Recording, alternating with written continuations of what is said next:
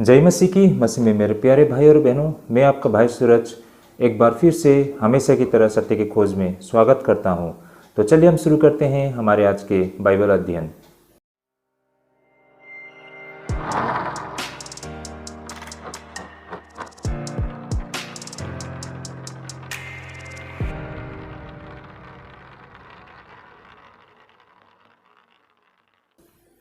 तो भाई और बहनों, एक बार फिर से आप सभी को स्वागत है हमारे आज के बाइबल अध्ययन में। भाई और बहनों, हमारा अध्ययन करने का रहेगा आज मत्ती रचित सुसमाचार 21 अध्याय 18 से लेके 22 पद तक। Gospel according to the Matthew chapter 21 verse 18 up to 22। तो भाई और बहनों, हमारा आज का विषय बिल्कुल इंटरेस्टिंग रहेगा, बिल्कुल रोचक रहेगा। अंत तक जुड़े रहिए। और इससे पहले कि जितने भी हमारे जो बाइबल अध्ययन है आप हमारे प्लेलिस्ट से देख सकते हैं। भाई और बहनों, वैसे हम जो बाइबल अध्ययन करते हैं वो every chapter to chapter, verse to verse होता है। जैसे कि आज हम मत्ती रचित सुसमाचार 21 अध्याय 18 पद से अध्ययन कर रहे हैं, लेकिन इसके पीछे के वीडियो आपको 17 पद तक मिल जाएगी। तो इस तरह एवरी वर्स टू वर्स हम बाइबल अध्ययन कर रहे हैं। बिल्कुल व्यवहारिक शिक्षा, बिल्कुल प्रैक्टिकल टीचिंग है। इस तरह के बाइबल अध्ययन के माध्यम से आप बाइबल से जो संबंधित जो तथ्य है, बाइबल से संबंधित जो रहस्य है और जो सच्चाई है उसे आप गहराई से समझ पाएंगे भाई और बहनों। क्योंकि देखिए भाई और बहनों, वचन का अध्ययन करके ही हम परमेश्वर के कार्य के विषय में हम समझ पाएंगे।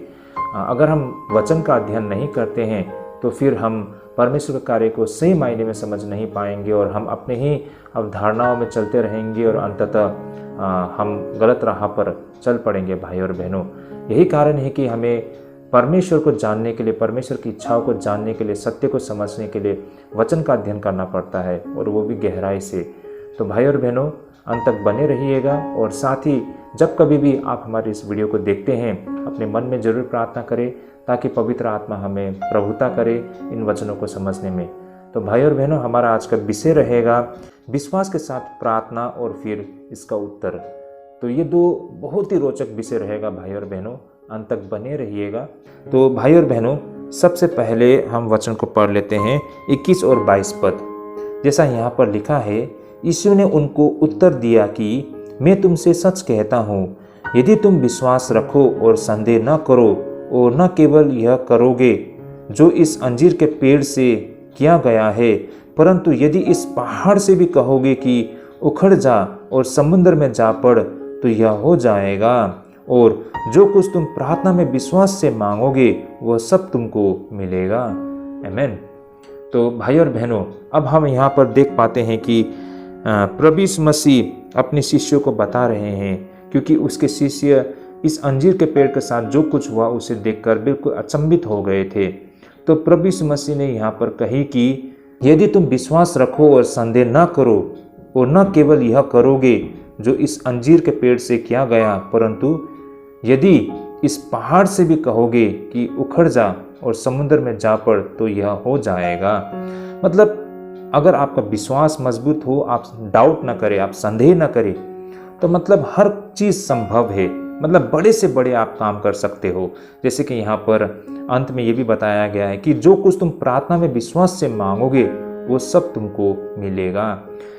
भाई और बहनों, ये वचन हम सबको बहुत ही मोटिवेट करता है ना। मतलब हमें एक हौसला देती है, मतलब हम सभी को एक आस मिलती है ना, एक होप हमको दिखाई देती है, और हम अपने आप में बहुत मोटिवेट होते हैं।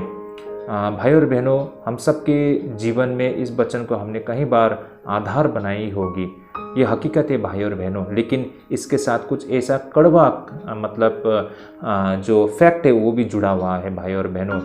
आज इसी पर हमें चर्चा करने की आवश्यकता है, क्योंकि भाई और बहनों, वचन के वास्तविक अर्थ को, इसके मायने को अगर हम नहीं समझते हैं, जैसा यहाँ पर बताया गया है, इसके शाब्दिक अर्थ को हम ले लेते हैं, तो भाई और बहनों, इसका बहुत बुरा परिणाम हमारे जीवन में हमको दिखाई देती है।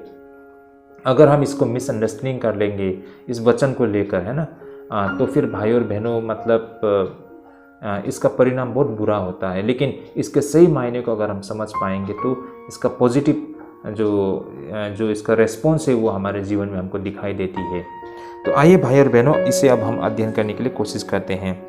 इस तरह अब ये पंक्ति हमें प्रार्थना के विषय में यीशु के कुछ शब्दों के साथ हमें समाप्त होती हुई दिखाई देती है ना। और यदि हम विश्वास से मांगते हैं तो हमें प्राप्त भी होती है।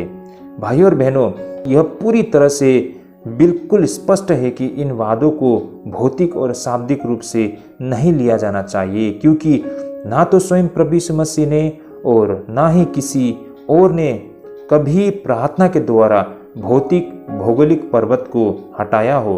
क्या भाई और बहनों, आप में से किसी का ऐसा विटनेस है? कहीं आपने वचन में पढ़ा है कि भाई और बहनों, जो बातें प्रभु यीशु मसीह ने यहाँ पर कही है, इस वचन को आधार बनाते हुए सचमुच में किसी ने किसी पहाड़ को हटा दिया था, है ना? ऐसा होते हुए हमने कभी बाइबल में देखा है?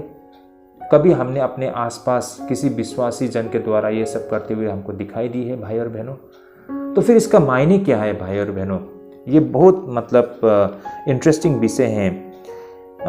इसके अलावा भाई और बहनों, कई सारे लोगों ने भावुक विश्वास के साथ अपने जीवन में कईयों बार प्रार्थना की होगी, जैसे कि कुछ ऐसा हो जाए या फिर ऐसा कुछ ना हो। मेरा कहने का मतलब, उदाहरण के लिए मैं कहना चाहता हूँ कि कुछ लोग चाहते होंगे कि उसके बच्चे अच्छे रिजल्ट लेके पास करे, है ना, या फिर उसको नौकरी लग जाए। इसके लिए लोग प्रार्थना क्या करते हैं। कुछ लोग पूरे विश्वास के साथ ये प्रार्थना करते हैं कि उसके साथ कुछ बुरा ना हो, है ना, कुछ गलत ना हो। इसके लिए वो प्रार्थना क्या करते हैं। या फिर किसी का कुछ प्रदान करने या फिर किसी की जान वापस दे देने के लिए हम प्रार्थना करते हैं ना। लेकिन भाइयों और बहनों, इस प्रार्थनाओं के शब्द का शाब्दिक उत्तर किसी को भी नहीं मिलती है। ये भी एक हकीकत है भाइयों और बहनों। आपने बहुत जोरों से परमेश्वर के साथ प्रार्थना किया, लेकिन आपको उसका उत्तर तुरंत नहीं मिला, या फिर जैसा आपने चाहा वैसा उत्तर आपको नहीं मिला। आपने किसी व्यक्ति की जान न जाने के लिए, है ना, मान लीजिए वो व्यक्ति अब मरने पर है, लेकिन आपने पूरे विश्वास के साथ, जैसा प्रभु ने बताया था ना, पूरे विश्वास के साथ आपने प्रार्थना किया, फिर भी वो व्यक्ति का जान चला गया, है ना भाई और बहनों। तो ऐसा होता है कि जैसा प्रभु यीशु मसीह ने यहाँ पर वादा किया था, हमने उस वादा को विश्वास करते हुए, है ना, परमेश्वर पर विश्वास करते हुए पूरे विश्वास के साथ हमने प्रार्थना की, तो फिर हमारे जो प्रार्थना का उत्तर हमने जैसा चाहा वैसा उत्तर हमें क्यों नहीं मिली? एक बहुत बड़ा प्रश्न आता है भाई और बहनों। तो आज इसी पर हमें आज चर्चा करना है। तो इस प्रकार भाई और बहनों, प्रभु यीशु मसीह प्रार्थनाओं के द्वारा किन बातों का वो वादा कर रहे थे, इसे आज हमें चर्चा करने की आवश्यकता है। यहाँ पर प्रभु यीशु मसीह जो वादा कर रहे थे वो यह थी कि प्रार्थना हमें उन चीज़ों को करने की क्षमता देती है भाई और बहनों। किन चीज़ों को?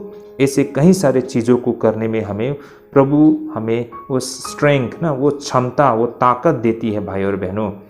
भाई और बहनों, प्रार्थना का अर्थ कभी भी आसानी से निकलना नहीं है और कभी भी चीज़ों को परमेश्वर पर धकेलने के लिए नहीं है ताकि उन्हें हमारे लिए क्या करे। भाई और बहनों, हमें ऐसा लगता है बहुत समय पर ना, हम प्रभु से प्रार्थना करते हैं कि और हमारा जो विनती निवेदन है हम परमेश्वर के ऊपर में छोड़ देते हैं ना, उन पर धकेल देते हैं। हम चाहते हैं कि परमेश्वर हमारी विनती प्रार्थनाओं को सुने और उसको पूरा करे। इसके लिए हम प्रार्थना के द्वारा परमेश्वर के ऊपर में हमारी निवेदन, हमारी विनती प्रार्थना को परमेश्वर के ऊपर डाल देते हैं और हम चाहते हैं कि परमेश्वर उन सारी चीज़ों को पूरा करे। भाई और बहनों, प्रार्थना का कभी ये मतलब नहीं था जैसा कि हम में से बहुत लोग सोचते हैं। प्रार्थना शक्ति है भाई और बहनों, और साथ ही भाई और बहनों, प्रार्थना का अर्थ ये नहीं है कि हम परमेश्वर से मांगे कि वह हमारे लिए करे, बल्कि हम स्वयं ऐसा कर पाने में वास्तव में सक्षम बने।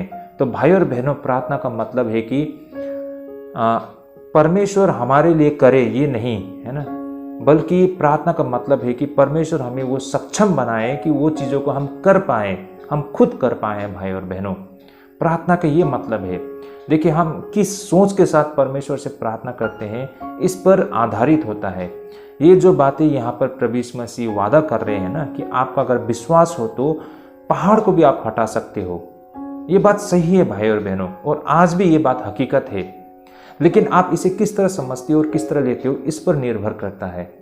हम में से बहुत लोग सोचते हैं कि हमारे ऊपर में बड़े बड़े विपत्ति आते हैं और उस विपत्तियों को परमेश्वर के ऊपर में डाल देते हैं और हम कुछ नहीं करना चाहते हैं।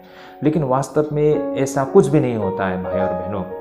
वास्तव में आपको ही करना पड़ता है, लेकिन परमेश्वर प्रार्थना के द्वारा आपको वो सामर्थ्य देती है कि आप खुद उस चीज़ों को कर पाए। परमेश्वर खुद नहीं करेंगे, लेकिन परमेश्वर आपको इस्तेमाल करेगा, आपके द्वारा कार्य करेगा। तो प्रार्थना का मतलब ये नहीं है कि आप अपनी तकलीफ़ों, अपने जो संकट है, आपका जो मुसीबत है वो परमेश्वर के ऊपर डालें, बल्कि इसका मतलब ये है कि परमेश्वर हमें वो सामर्थ्य दे कि हम खुद उन चीज़ों को निपट सके ना, और उन चीज़ों को हम कर पाए। साथ ही प्रार्थना का अर्थ आसान रास्तों को चुनना नहीं है भाई और बहनों, बल्कि कठिन रास्तों को अपनाने के लिए शक्ति प्राप्त करने का तरीका है भाई और बहनों। मेरी बातों को आप लोग समझ गए होंगे भाई और बहनों। हम में से बहुत लोग प्रार्थना के द्वारा जो आने वाले हमारे सामने में जो संकट है उससे हम भागना चाहते हैं ना, उससे दूर होना चाहते हैं, अपना रास्ता को बदलना चाहते हैं। हम चाहते हैं परमेश्वर से कि परमेश्वर हमारे लिए रास्ता आसान बना दे, हमारे लिए वो रास्ता को बदल दे। लेकिन ऐसा नहीं होता है भाई और बहनों। वास्तव में हकीकत ये है कि बल्कि वो कठिन रास्ता को अपनाने के लिए परमेश्वर हमें शक्ति देते हैं। हमको उसी रास्ते से होके ही जाना है, लेकिन परमेश्वर हमें इतनी ताकत देती है कि हम उस रास्ते पर चल पाते हैं। ये है भाई और बहनों हकीकत। प्रार्थना का शक्ति इसे कहते हैं। रास्ता को बदलना या फिर भाग जाना नहीं, बल्कि उसी रास्ते पर चल के हमें आगे बढ़ना है। इसके लिए परमेश्वर हमें वो ताकत और शक्ति देते हैं भाई और बहनों। प्रार्थना वो साधन है जिसके माध्यम से हम खुद पहाड़ों को हटाने और उन्हें दूर करने के लिए परमेश्वर के सहायता से हमें शक्ति मिलती है भाई और बहनों। प्रार्थना एक माध्यम है, एक जरिया है जिसके द्वारा हम उस ताकत को प्राप्त कर पाते हैं कि हम उस पहाड़ को हटा सके। मतलब पहाड़ जैसा जो मुसीबत, जो संकट, जो विपत्ति हमारे सामने है, उसको हम मतलब हटा सके अपने राहों से, है ना। मतलब हमको राहें नहीं बदलना है, बल्कि हमारे राहों में जो चीज़ है, जो मुसीबत है, उसे हम खुद हटाएं। देखिए, परमेश्वर आके नहीं हटाएंगे, लेकिन परमेश्वर हमें वो ताकत देती है कि उन चीज़ों को हम हटा सके, उस मुसीबत को हम हटा सके और अपना रास्ता को क्लियर करके हम आगे बढ़ सके। तो भाई और बहनों, प्रार्थना वो जरिया है जिसके द्वारा हम वो ताकत को पाते हैं। लेकिन प्रार्थना मात्र किन्हीं चीज़ों को प्राप्त करने का साधन बन जाए तो यह बहुत ही खराब होगा भाई और बहनों, क्योंकि यह हमें सुस्त, आलसी और असक्षम बना देती है। ये भी एक हकीकत है भाई और बहनों। क्योंकि अगर हम ऐसा सोचते हैं कि प्रार्थना के द्वारा हम उन हर एक चीज़ों को प्राप्त कर सकते हैं, तो ये आपका गलतफहमी है। परमेश्वर ऐसा कुछ नहीं करेंगे भाई और बहनों। अगर ऐसा होता तो भाई और बहनों जीवन बहुत आसान हो जाती ना। हम तो बहुत ही सुस्त, आलसी इंसान बन जाएंगे। हम कुछ नहीं करेंगे, बस हम परमेश्वर में विश्वास करेंगे, परमेश्वर से प्रार्थना करेंगे, परमेश्वर हमारी प्रार्थना को सुनते हैं और पूरा करते हैं। तो फिर कोई भी टेंशन नहीं है, ऐसा तो है ना। तब तो हम बहुत सुस्त, आलसी व्यक्ति बन जाएंगे। हमें तो काम भी करने की आवश्यकता नहीं है, क्योंकि खाने के लिए भी हम प्रभु से प्रार्थना कर देंगे तो वो फिर हमको दे देंगे। ऐसा होता है क्या भाई और बहनों? ऐसा तो बिल्कुल नहीं होता है ना। क्या आज तक किसी व्यक्ति ने काम करना छोड़ दिया है क्या?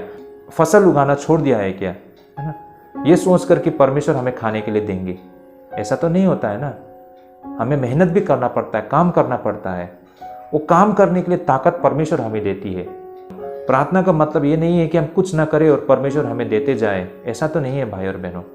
प्रार्थना का मतलब है कि परमेश्वर हमें ताकत देती है वो चीज़ों को करने के लिए।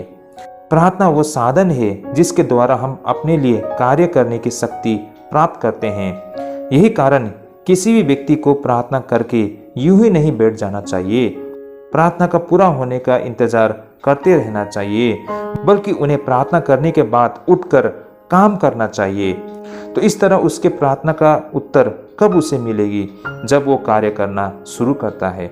तो कहने का मतलब भाई और बहनों, ये बहुत ही खूबसूरत बातें हैं कि हम यूं ही प्रार्थना करके उस प्रार्थना का पूरा होने का इंतज़ार यूं ही करके नहीं बैठ सकते हैं, बल्कि जब हमने प्रार्थना कर लिया उसके बाद तुरंत हमें उठ खड़ा होना चाहिए और काम करना शुरू करना चाहिए। और जैसे ही हम काम करना शुरू करते हैं, हमें उत्तर मिलना शुरू होता है।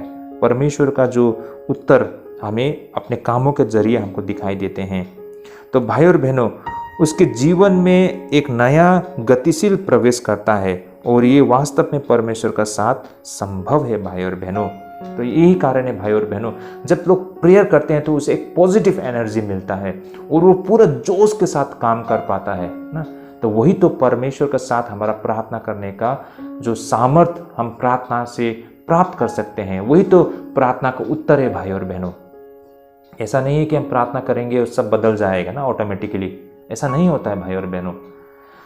वो समस्या वही है, उसी रास्ता से होकर हमको आगे बढ़ना है, लेकिन परमेश्वर हमें वो ताकत देती है, वो बुद्धि देती है, वो ज्ञान देती है, वो सामर्थ्य और वो जोश हमें देती है, और उसी रास्ते से हम चल के जाएंगे और उस समस्या का हम सामना करते हैं और उस पर विजय प्राप्त करते हैं। ये है प्रार्थना का ताकत भाई और बहनों। ना कि हम परमेश्वर से इसलिए प्रार्थना करते हैं कि हे प्रभु, हमारा सामने से जो दिक्कतें हैं, जो परेशानी है, आप उसे हटा दीजिए, है ना, हमारे जीवन को आसान बना दीजिए। ये नहीं होता है भाई और बहनों। प्रभु यीशु मसीह ने स्वयं इस दुनिया में, है ना, कितना कष्ट को भोगा था। प्रभु यीशु मसीह ने तो कहा है ना अपने क्रूस को उठाने का, क्रूस को छोड़ के भागने के लिए नहीं बोला था, क्रूस को उठाने के लिए बोला था भाई और बहनों। क्रूस सामने में है, क्रूस को उठाओ, चल पड़ो भाइयों। जब क्रूस को उठा के आप मंजिल तक पहुंच जाओगे ना, तो देखिए विजय आप हो जाओगे ना, आप एक विनर, एक विजेता प्राप्त व्यक्ति बन जाओगे। हम क्रूस को भारी है बोलकर हम प्रभु से विनती प्रार्थना करते ही रहेंगे कि प्रभु इस क्रूस को हमें नहीं उठाना है, इस क्रूस को उठाने के लिए किसी व्यक्ति को भेज दो या फिर इस क्रूस को हल्का बना दो। इस तरह से हम प्रार्थना नहीं कर सकते हैं, बल्कि इस क्रूस को उठाने के लिए प्रभु से हम ताकत मांग सकते हैं और प्रभु हमें वो ताकत देती है, उस क्रूस को उठाने के लिए हौसला देती है, वो ताकत देती है और हम उस क्रूस को उठा पाते हैं और उस राहों पर चल के हम मंजिल तक पहुंच पाते हैं। प्रार्थना का शक्ति का मतलब ये है भाई और बहनों। तो यहाँ पर जो बातें प्रभु यीशु मसीह ने कही है ना, कि अगर आपका विश्वास मजबूत हो तो आप पहाड़ को भी हटा सकते हो, बिल्कुल ये सच है भाई और बहनों, ये हकीकत है।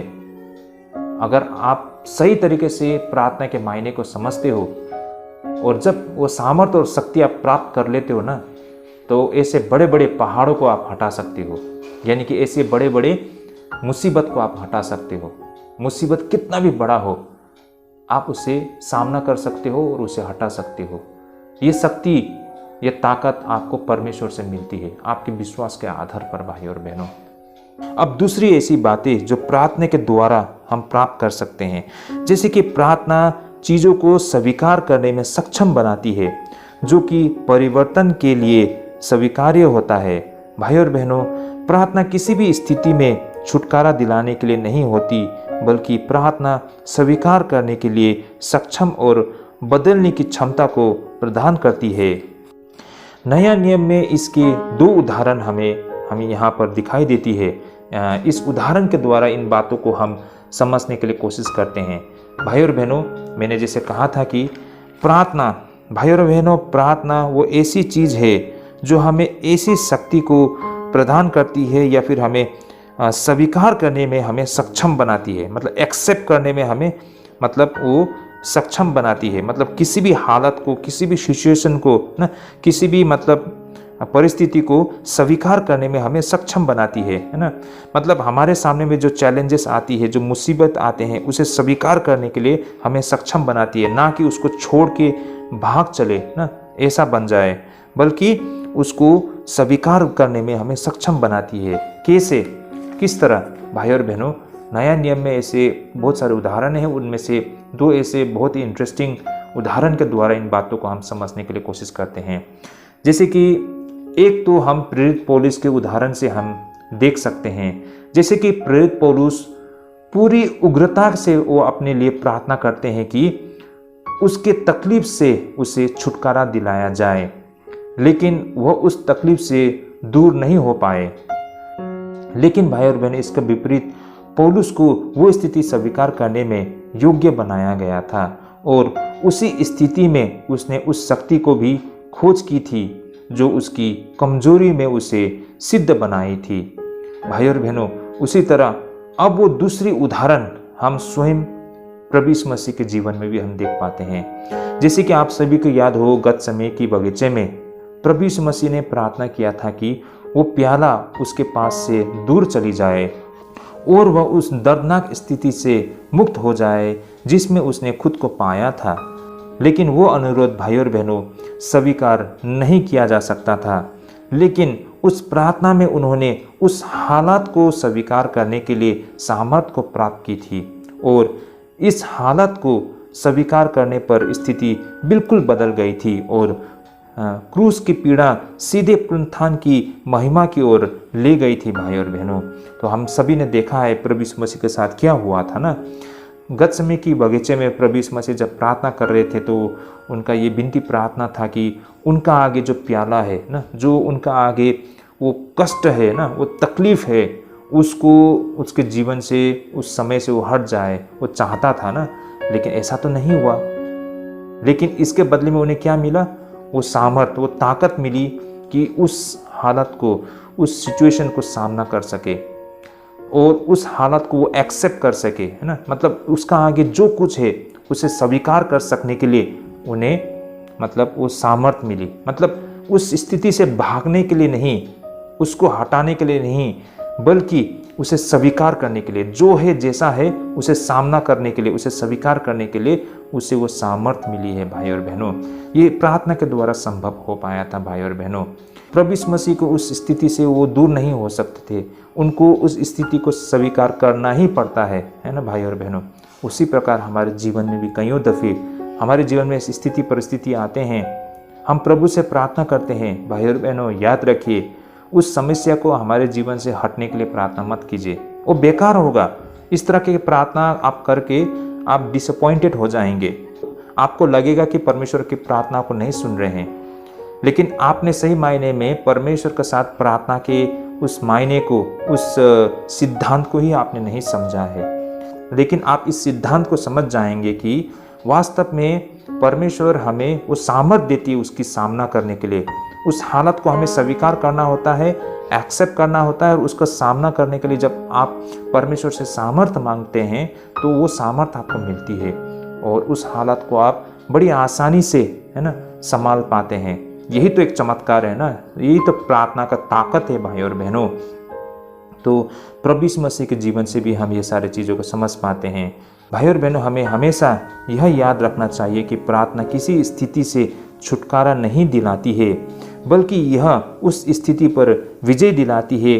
उसका सामना करते हुए प्रार्थना किसी परिस्थिति में भागने का साधन नहीं है, यह एक ऐसा साधन है जिससे हम हालत को डटकर सामना कर सकने में सक्षम बनाती है। और भाई और बहनों, इस तरह हम आखिर में यह कहना चाहते हैं कि प्रार्थना सहन करने की क्षमता को प्रदान करती है। भाई और बहनों, जिस तरह प्रार्थना हमें चीज़ों को करने की क्षमता देती है, या फिर जिस तरह प्रार्थना हमें स्वीकार करने में क्षमता देती है, उसी प्रकार प्रार्थना हमें सहन करने में भी क्षमता प्रदान करती है।